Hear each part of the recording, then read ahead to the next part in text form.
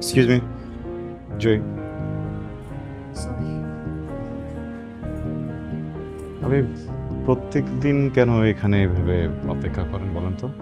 হ্যাঁ, আপনার মতো খেয়ে দিয়ে শুয়ে পড়লেই তো হয়, তাই না?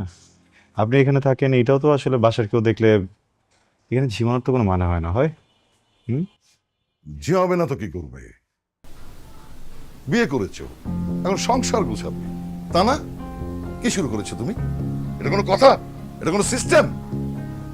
সরি বাবা। এখানে তো সরি বলার কিছু নেই। সংসারটা সুন্দর করে গুছাবে, কিভাবে ভালো থাকবে সেই চেষ্টা করবে, তা না? রাত করে বাসায় ফেরো। তোমার বউ ঝিমাবে না তো কি করবে? ও ভদ্র ঘরের মেয়ে, এই জন্য ঝিমায়। ফাতরা টাইপের মেয়ে হলে ঘরে গিয়ে ঘুমাতো। কি ফাইজলামি শুরু করেছো? এই, তোমার কি হয়েছে?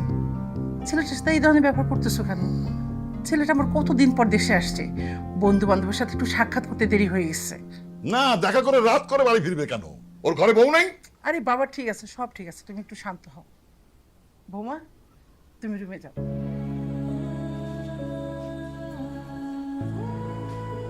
তোমার মাথা ঠিক নেই, বৌমার সামনে এইসব কথা বলতে হবে? কি করব? আমি কি করব?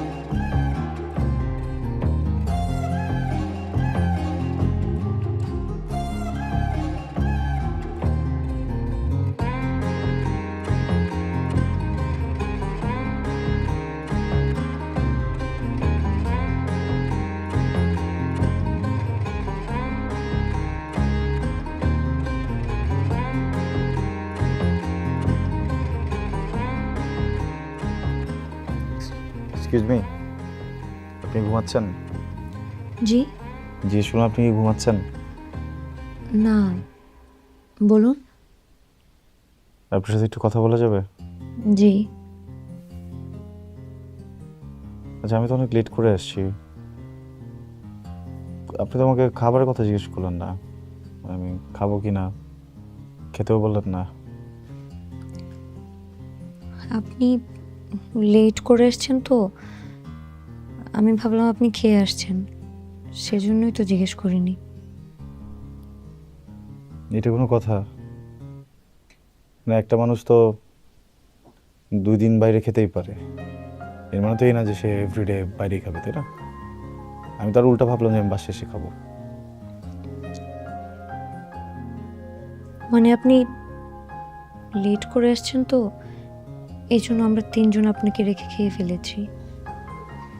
ঠিক আছে, গুড নাইট। আমি কিছু করে দিই? না, প্রয়োজন নেই।